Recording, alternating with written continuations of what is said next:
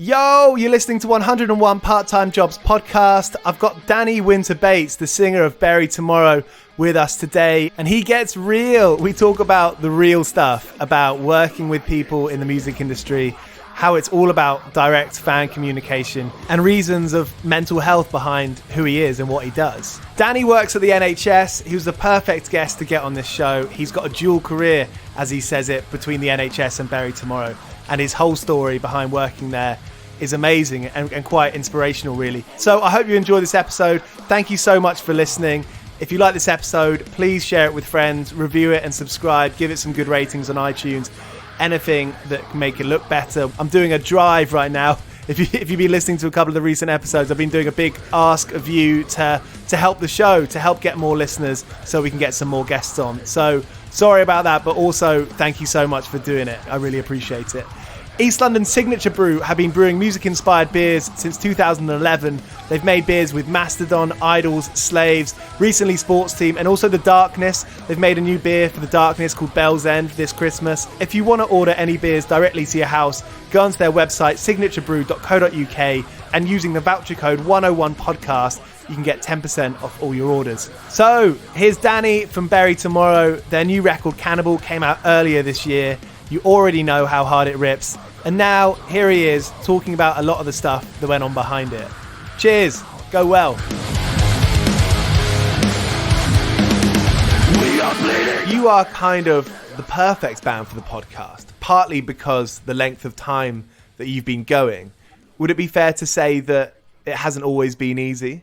Yeah, man. I think, in regards to being a sustainable band, it's tough, it's music industry is certainly not what, when you put it down on paper, when when I joined the band, I was 16 years old. And if I'd have thought this is the music industry and this is the level of success and that's what that success means, it's definitely not that reality. But I also think that's an element of growing up as well.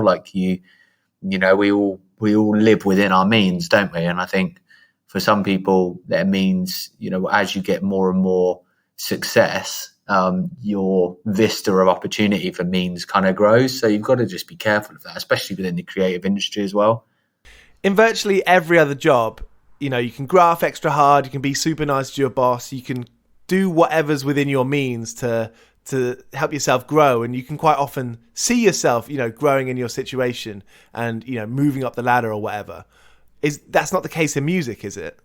Yeah, I think you're absolutely right. I think I always call it the world's longest apprenticeship because generally you're always learning, aren't you? And you're always growing. And I think, especially, you're in an industry where you gain a massive amount of, worldwide recognition, which we have got, regardless of where people think us on the standings of big bands.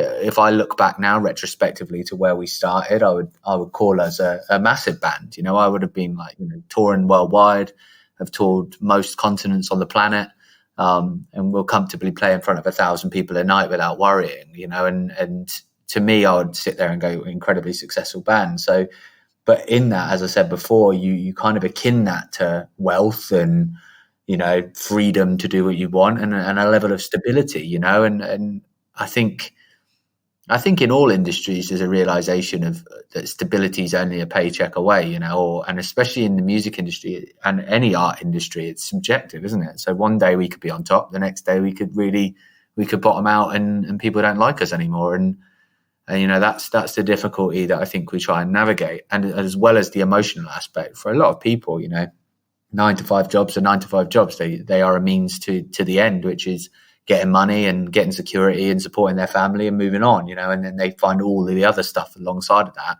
which makes them happy and, serves the other needs. Whereas I think the music industry and the art industry in general is you've got that difficulty where this is, your life, this is your passion, this is your freedom. And when those two things entwine, it can become quite difficult to navigate because you've got the emotional connotations that run along with that, as well as the financial and business connotations that happen, or reality that happens as well. So it's quite a different mix, or certainly a cooking pot of different ideologies, It's got to be confusing for a lot of people who start bands because they're really into that kind of music. They're really into metal or punk, and they start a band, and before they know it, that's their kind of main thing that they're doing day to day. So what once was a big hobby that would help them escape from their other usual work or school life, now, you know, that thing is taken over and that's their main thing. Do you think you need another hobby to keep your mind in check, to keep you happy? Are you going to start going golfing? No, I just think you need to change your vista of what you get out of it. You know, like for me, the appreciation is the part that transcends through the love of playing music. You know, you're absolutely right, because you love music and you want to play music and the excitement drags you there. But really, you know, it's about appreciating what we've got, you know, actually, in the fact that we can moan about the industry and we can moan about all the bollocks that runs alongside of it. Well, then on the flip side of that, we're in a position, an incredibly privileged and lucky position, to be able to moan about that, because actually we've gained success. We've released, if I look back now and I look at accolades, which we don't tend to do when you're in the moment, but, you know, 3 top 40 records, 1 top 10 record in the UK, like Cannibal top 10 in 3 countries. Like it's mental. And that kind of stuff is where you go, wow, okay, that's a real success there. And that's the stuff you hold on to. And, you know, arguably over this year, that's the difficulty really for us. We love playing shows. I don't care whether it's in front of 200 people or 200,000 people. Like that's what we do it for. And people have always said, you know, people that are outside of the music industry often say like, you know, don't you get bored of playing the same songs every night? And I always say like, well, no, because the shows are all different. Every show is different. Every reaction's different. Every moment's different. And every feeling's different, you know, and so they're the differences. The playing the songs are playing the songs. But I think you're right. I think it's that's what you start. You know, you want to write a song and you want to perform that song and you want to put that song out there and see what people think of it. But once that's kind of done and settled, well, then you have to move your vista of purpose to a different place, you know. And actually, for me, that's connecting and talking and being part of the culture of music, you know. And as we go on and we get older in our career and now, you know, 13, 14, going to be 15 years into the game, we're now also seeing another opportunity of purpose, which is inspiring younger bands to come forward and step into their light, you know, which I think is a great moment for any musician to be able to say, wow, okay, we had an impact. You know, we had an impact on that genre or that style of music or that opportunity for younger bands. And that's an immensely humbling place to be. Have you had to learn to get smart? Because every band has to be smart to do their business well, right? Yeah, man. But that's the annoying part of it, isn't it? The politics and the business are the worst bit about any business. Is the bit that you grit your teeth to and you've got to get through. But yeah, we've had to be smart, but we've also been stupid. So,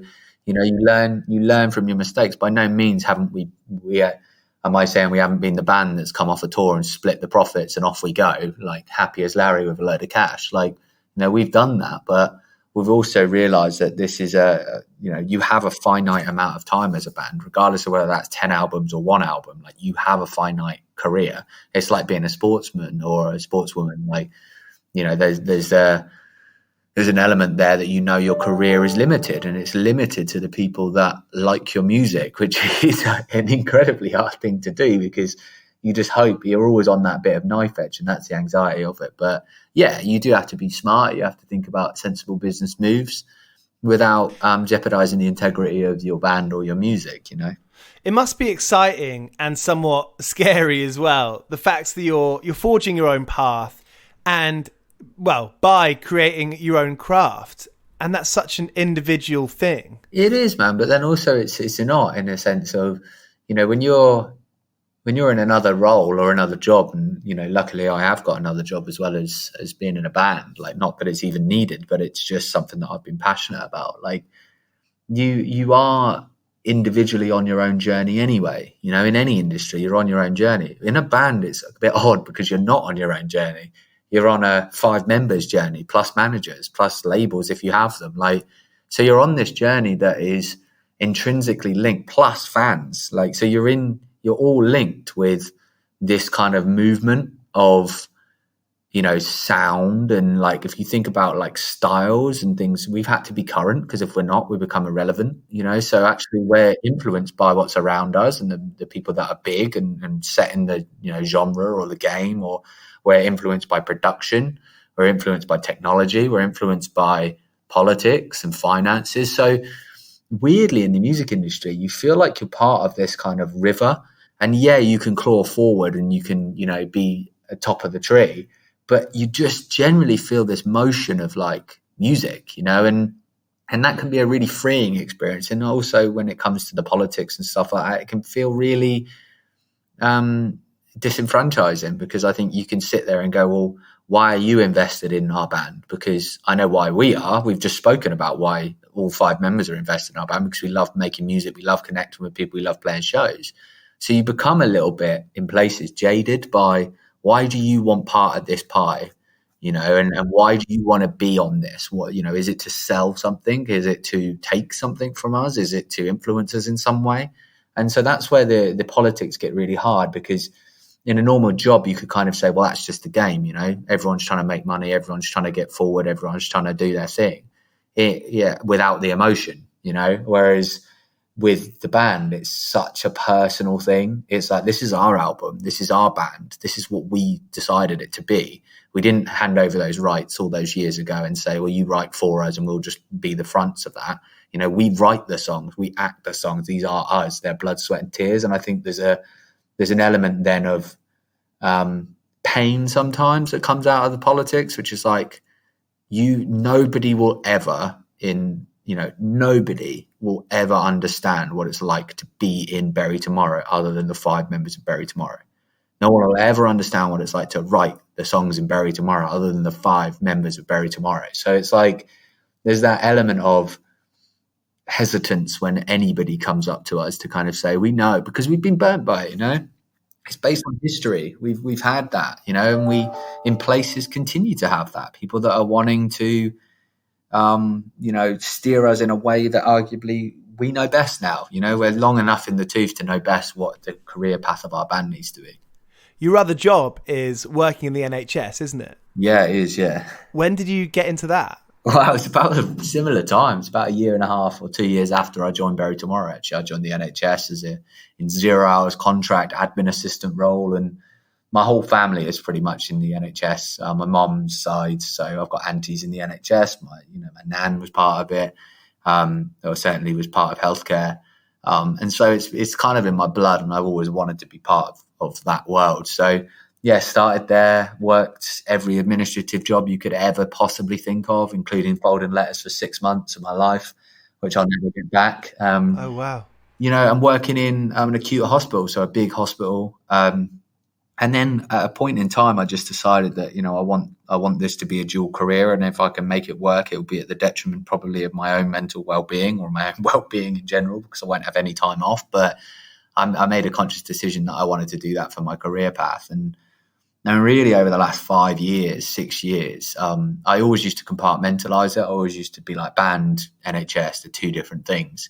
And really over the last 5 years, I've discovered that they're exactly the same thing. And it's really interesting in my later part of my NHS career, and certainly moving into senior management roles. Actually, the more and more I talk, it's talking in the same way as I talk about, reducing stigma of mental health, everybody's voice, co-creation, supporting the people that matter, supporting the people that do, and well-being and all sorts of things. And actually, it's the same thing really moving now. So it becomes a lot easier for me to not compartmentalize and just say the same thing on stage as I would say in a meeting. Wow, that's so funny, isn't it? Yeah, it's interesting. It's a lot easier to do as well, because it's you're not putting on different masks and putting on a different performance. There's nothing.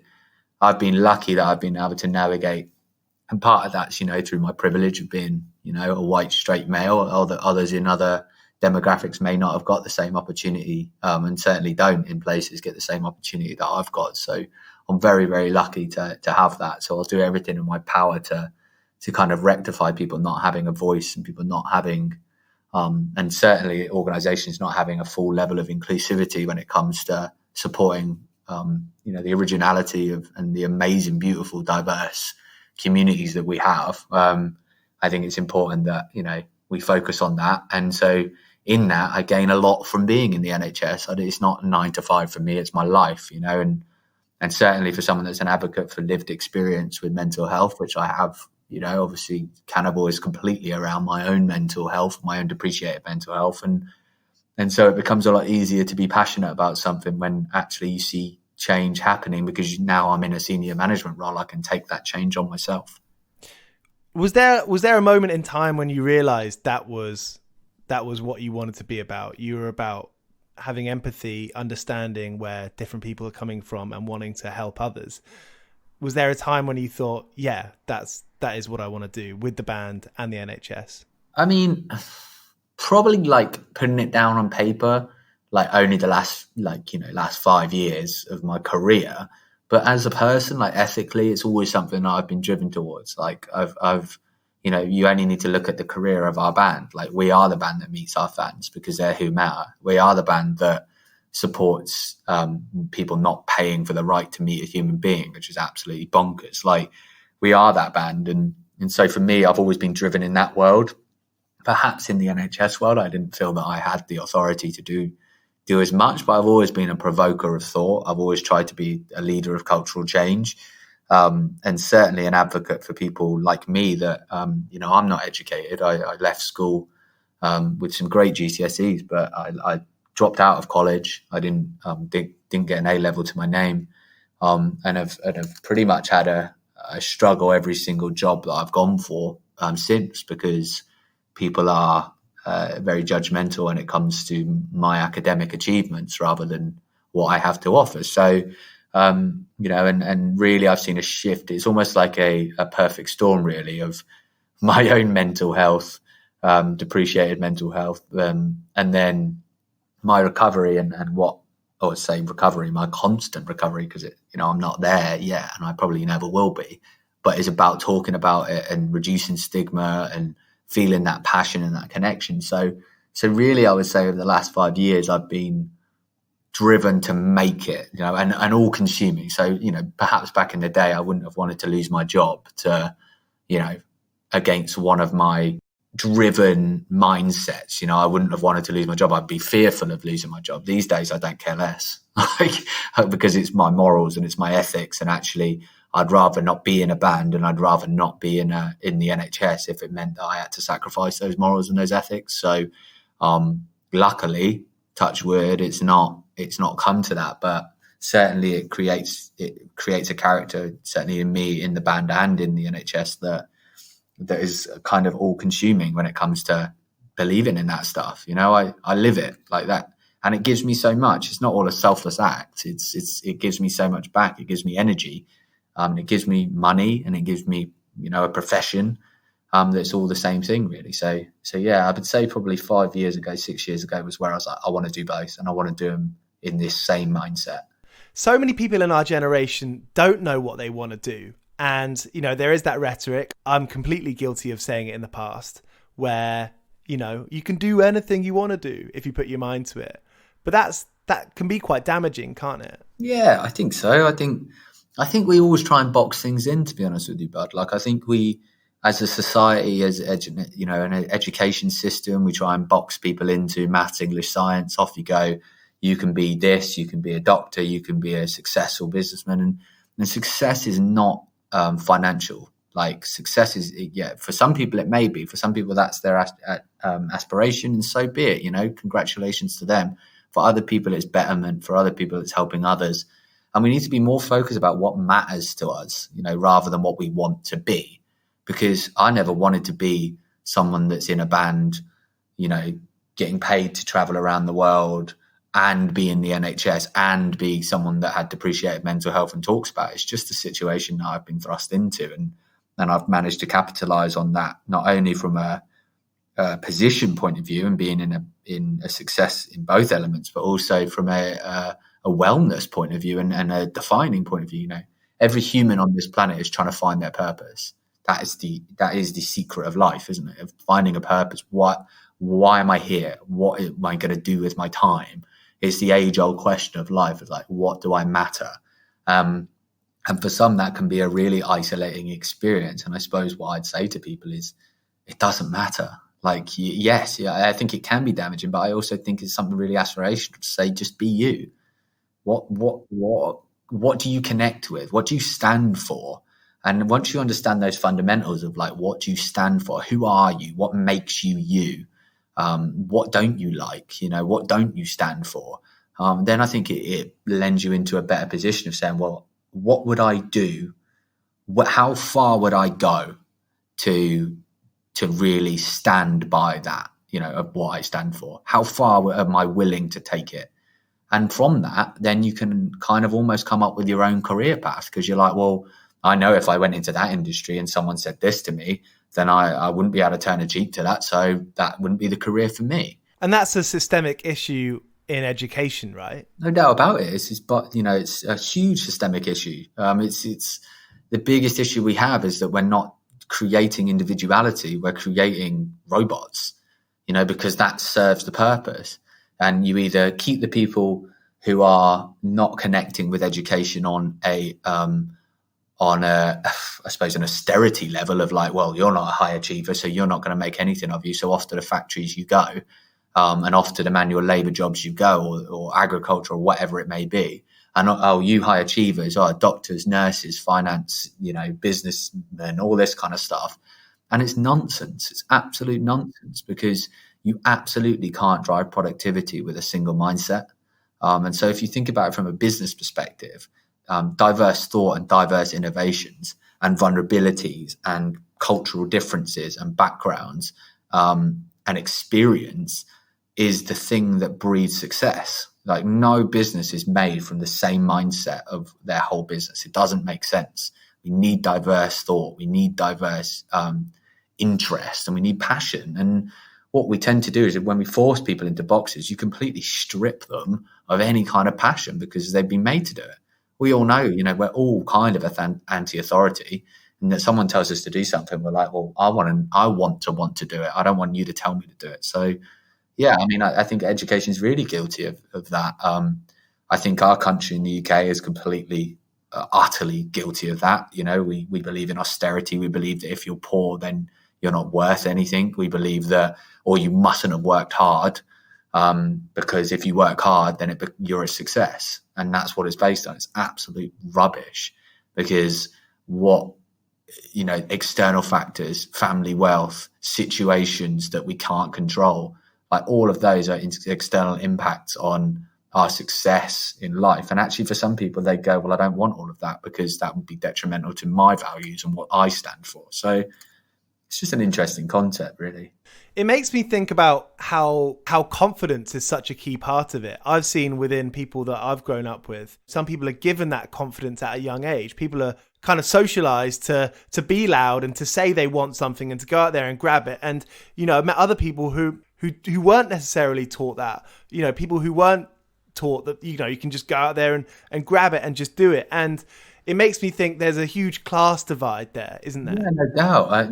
We have class division. You know, that's what I was kind of alluding to there, I suppose, is that, you know, we have that.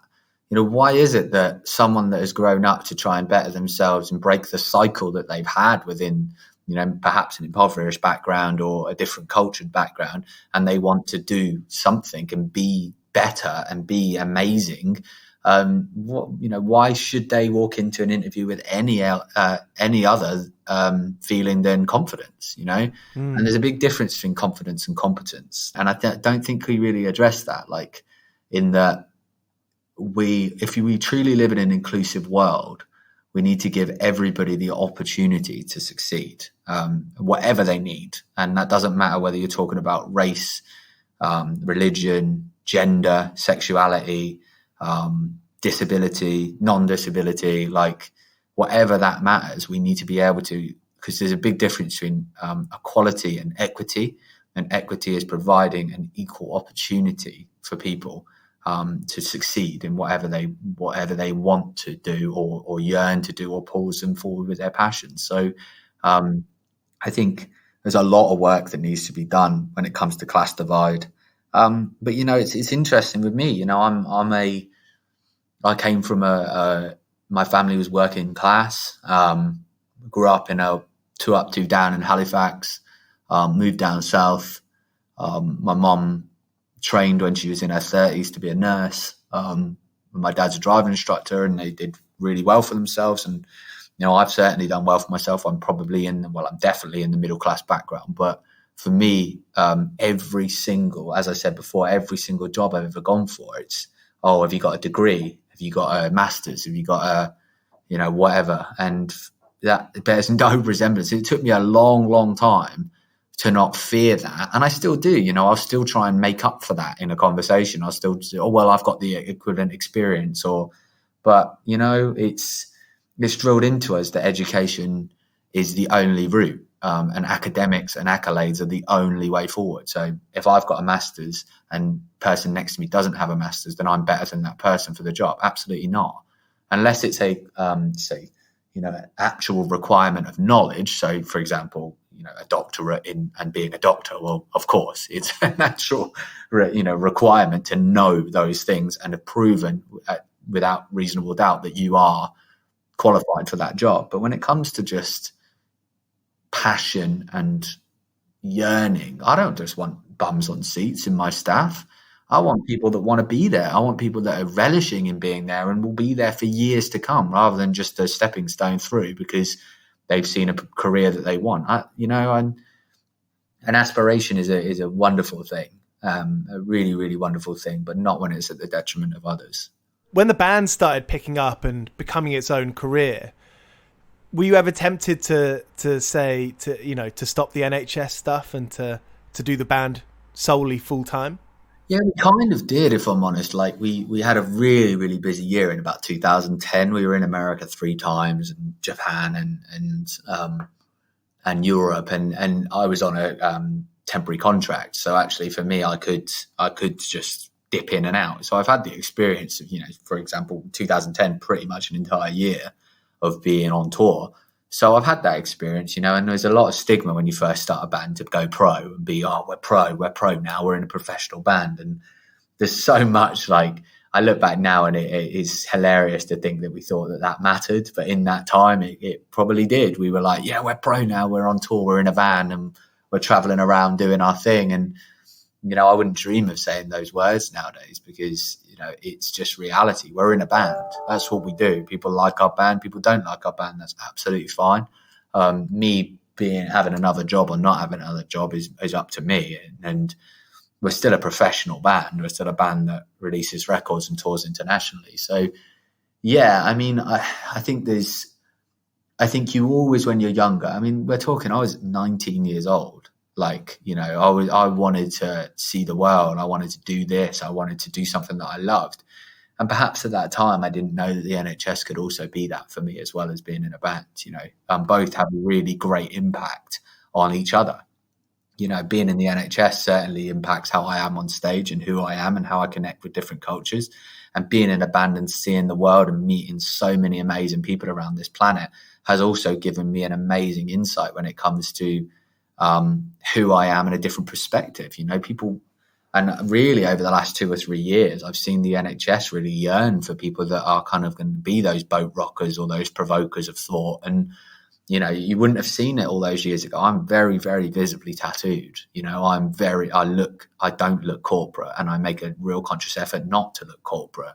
And for me, it's a big changing of the tides, really, and certainly in the NHS and healthcare, for people to look at someone like me and go, you're at the table, you're here, you're at the table, you can speak about what you want to speak about, not what we're telling you to speak about. So that was quite an interesting dynamic. And so that's why around 5-6 years ago, it was a moment of going, you know what, like, I don't need to say I'm pro in the band because the band is impacting this, and I just need to tell everyone that I'm in the band, and they need to make reasonable adjustments if they can for me to do that job, Thinking about your role as a spokesperson for mental health in the band and also at the NHS, for me, a lot of mental health comes down to, we're all on a personal journey. We're always trying to better ourselves, and we're always learning.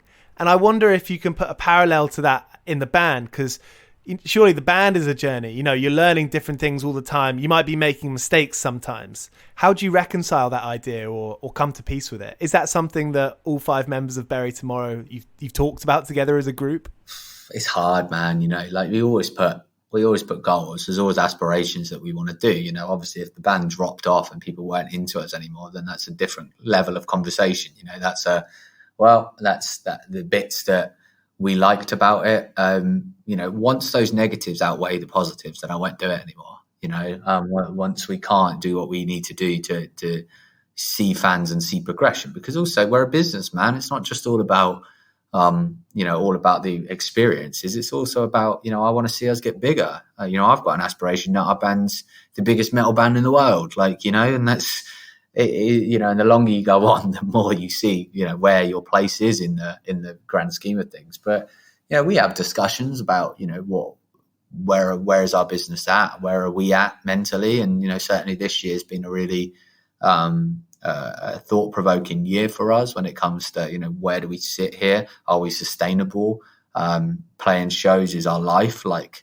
Are the negatives outweighing the positives? Because, over this time, arguably they are, because they're not, there's a lot of rubbish that goes on in the music industry. A lot.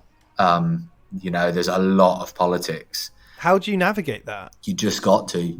If you want to continue being in a band and you certainly want to see the success of a band, you have to navigate it. You have to get through it. You have to put it, and really hold on to the fact that we will be playing live shows again.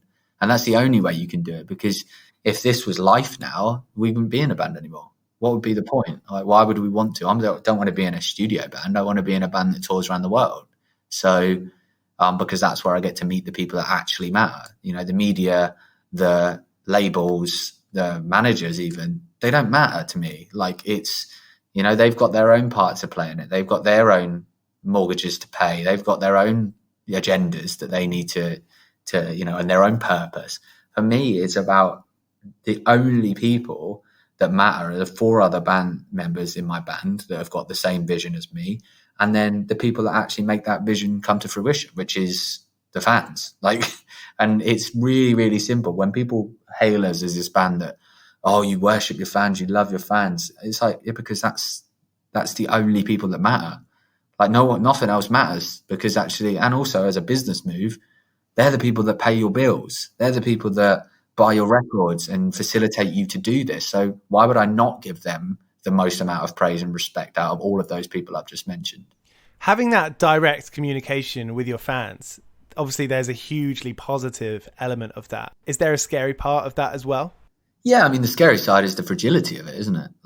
In all artistic industry, if our fans turned against us for whatever reason that may be, or didn't like us anymore, or we weren't cool anymore, then that would suck, because you've invested a large amount of emotion and passion into a product, or your hobby turned job, to then have the people that can facilitate that happening or not happening turn against you. Well, then, yeah, that would suck. And that is the anxiety about releasing music. It's not just the excitement of, wow, how are they going to react? It's the how are they going to react question, So there's a big element there. I think once you get past a certain point, that becomes less and less, because I think for us, we know who our fans are. We know what they like. Yes, we want to gain more of those people, but we want to convert people rather than, suddenly think that all of the hundreds of thousands, if not millions of people around the world that know our band will suddenly all turn against us. Unless we do something absolutely cataclysmically wrong, I can't really see that happening. So the fragility slowly, once you have more of your career positive than you do negative, or you have more of your career affirming that you have a solid fan base, then it's the easier those kind of things become. But yeah, you can't help but think that who has the power in this situation? Quite rightly so, in that thought mindset, is that, quite rightly so, they've got the power because they're the people that make the decisions and buy the merch. It's not me that does that. It's not me that's come up with it. I've just written a song and they've connected with it. It's the way the power should be. Label managers shouldn't have the power. Media shouldn't have the power. The fans should have the power, And the cool thing about Bury Tomorrow is that you have a fan culture. Yeah, I mean, our culture is just that mindset of they're important. You know, they're the most important. We're not these ethereal rock star characters that believe that we're God's gift to art and music. Like, nah, like that's not why I got into it. I got into it so we could play shows and we could connect with people. I'm not going to stand on stage and think I'm any better than any single person that stood in front of me, because I'm damn sure that I'm not. I'm definitely not. I've definitely got my sins and my skeletons, and I've definitely made mistakes in my life and will continue to make mistakes. So I don't look out and think, wow, I'm what a godlike, and look at me, I'm this omnipotent character that I'm God's gift to, you know, to music. Like, absolutely not. It's a load of rubbish, especially in our kind of genre, which is heavy, emotional, brash.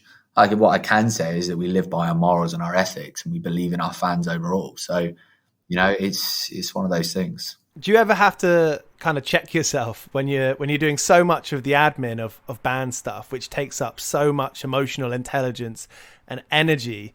Do you ever have to kind of pull yourself away from that and be like, no, this isn't why we do it? You know, do you ever have to pinch yourself and refocus on the reason why you're doing all this? Yeah, I mean, as I said, it kind of gets easier as you get older, because people stop trying to change you and stop trying to do anything different with you, because we're belligerent old buggers. So, like, there is that element.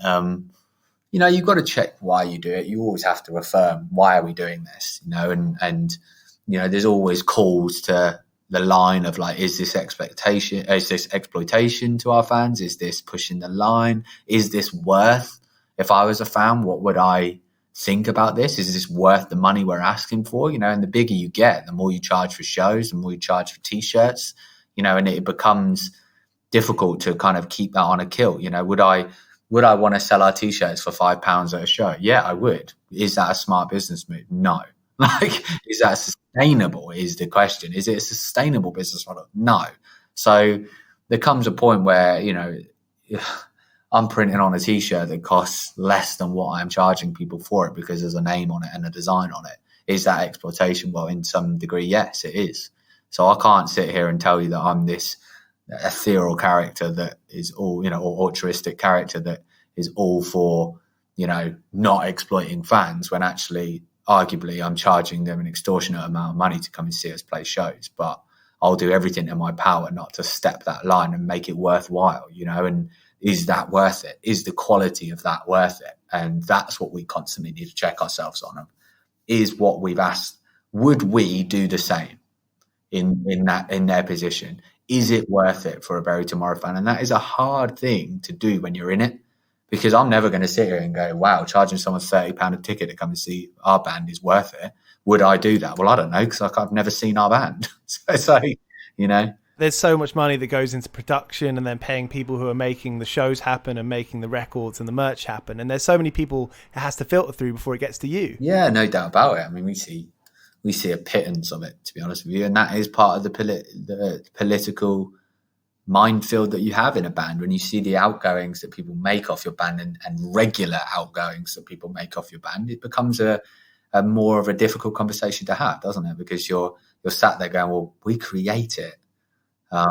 So why are people getting the money for it? You know, and it becomes difficult. You know, we've had really, really bad financial situations in our band in the past where, you know, everybody else seems to be getting paid, and getting paid regular, and we get paid nothing. And, you know, we had that, not that long ago, not many albums ago, that was the case. And, you know, that becomes really difficult because people will always tell you that they're as invested as you are in the band's success. They're not.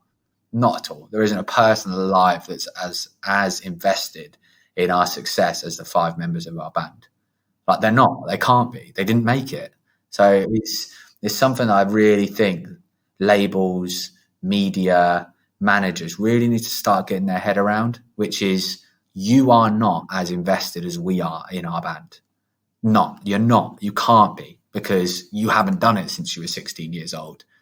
You haven't. So you have an agenda. So let's be honest about it. Let's put it on the table. And that's okay, because there's things that we use of all of those people to mean that this machine works and moves forward.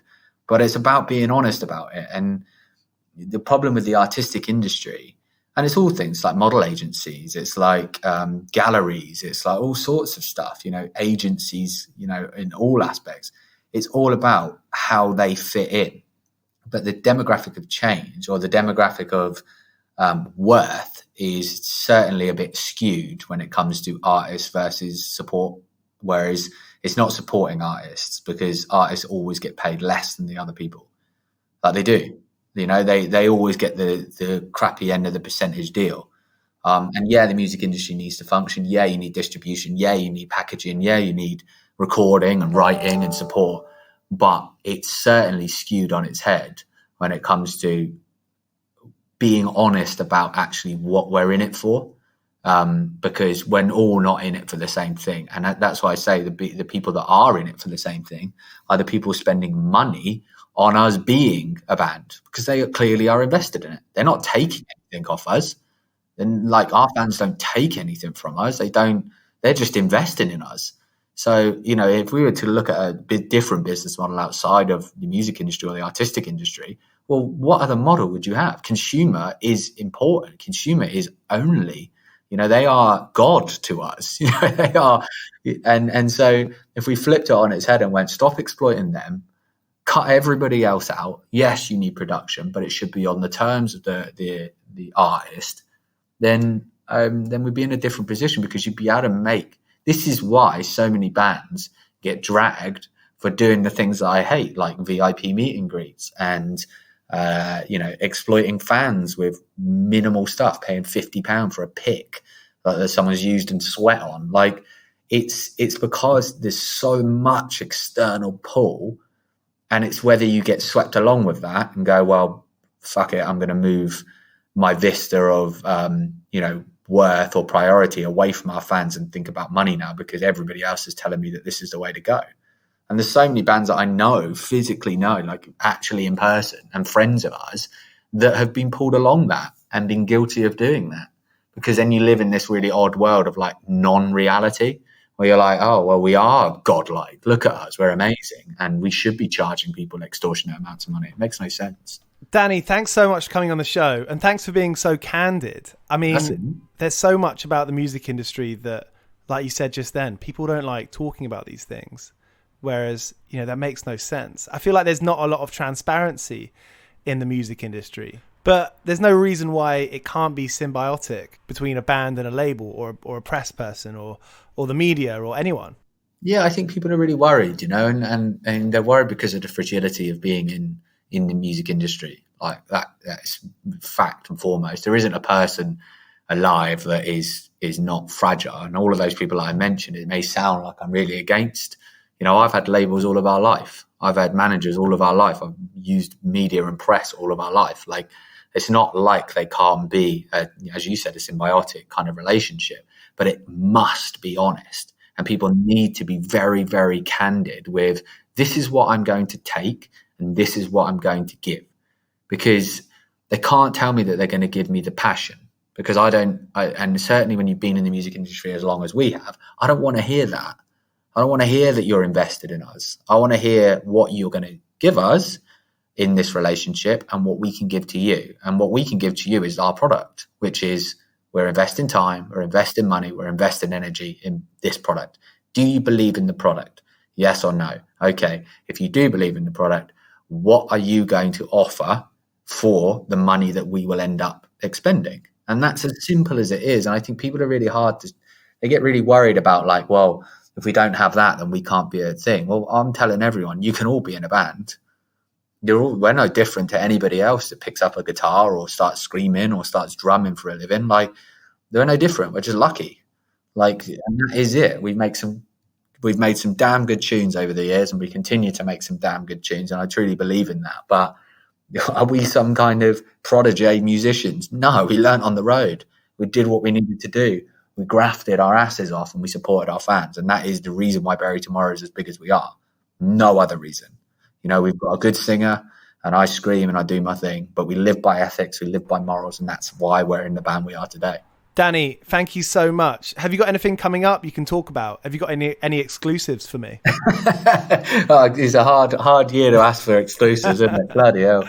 You know what? Like, we know that this year's cancelled. We know we're at the end of it now, which seems absolutely mental to think. But hopefully, I suppose the exclusives we're all waiting for that vaccine, aren't we? And my exclusive really is the sooner people